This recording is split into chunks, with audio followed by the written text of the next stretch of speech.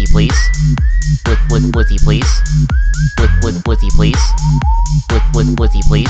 Withy please. Can somebody give me a high? Alright, Halls of Infusion. Pretty easy dungeon, not too hard, especially if you know the route. You know what these mobs do. First pack, you can do right and chain pull this right here with these. Or you can do left. I do left because the apparatuses. I try not to pull many of these because they will cast Expulse, which is raid right AoE. Cannot be avoided or anything. So if it goes off and it's bolstering, you're gonna die. So I like to play it safe and I double pull these.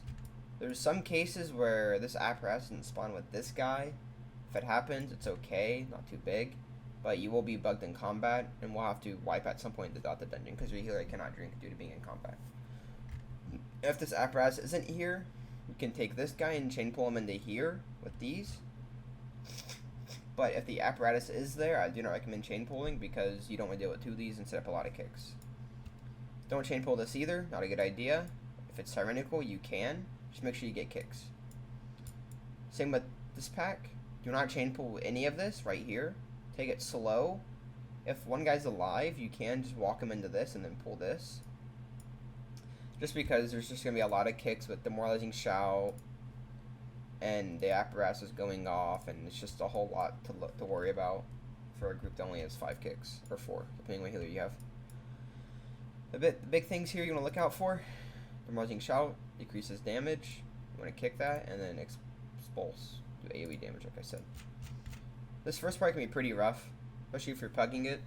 It's probably one of the harder parts of this dungeon, I would say. This whole dungeon's about kicking. There's also some parts where people will go left instead and get this little thing over here, which just makes it where your death doesn't count. I don't see that being a big deal because if you go right, you're gonna unlock the skip route to the bosses, and it's gonna save you more time eventually. After first boss, you can go down here, which I don't recommend, or you can go over here and do this side. If you go in here, it's okay. It's no worries. Watch out for these two guys. They'll be in stealth. They're going to cheap shot you, and you'll be stunned. Especially with these swoglets running around. They will do Deadly Toxin, reach 10. It's going to one-shot someone. Do not want this to happen. I play it safe, and I go to the right here, up the stairs. Careful with these zealots. Like I said, they're going to stun you and everything. These shock troopers, they will cast Elemental Focus immediately. You want to kick this as much as you possibly can. You do not want that to go off. If you do, it's going to hurt a lot. You can chain pull this into here. You can do this little 4-pack or whatever you want to call it, 2-pack. Or you can pull these into here too. Doesn't matter which way you do it.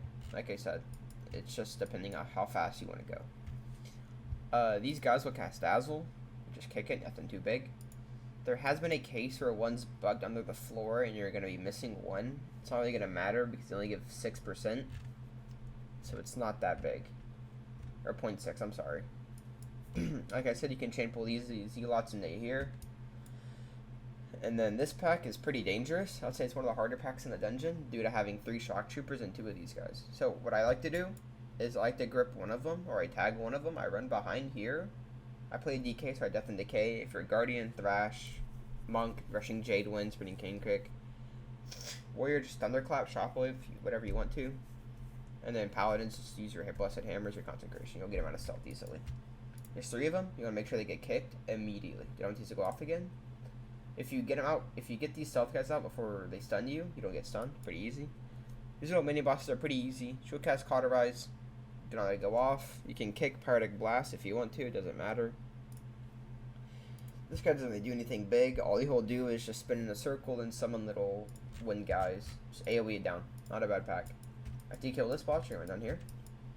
You can chain pull this if you want to. It's pretty dangerous, but I will always chain pull these 2 together. It's not that bad of a pack. It's just the dragon has to die first in every single one of these pulls because Deep Chill, which is an AoE, and it's going to hurt a lot on higher keys, especially if it's fortified. And you have the Breath. Breath, just face away from your group. Put it into a wall. Not going to do anything. Same with this here. I do not recommend double pulling this. If it happens to get double pulled, it's not the end of the world. You guys might wipe, but other than that, it's not too bad. These Primalists don't do anything. Thunderstorm, kick it. Or Thunderstorm, my bad. It's a little AoE circle on the ground. Don't step in it. One buff that you do want to kick These Ice Lancers will cast Refreshing Tides. Kick this.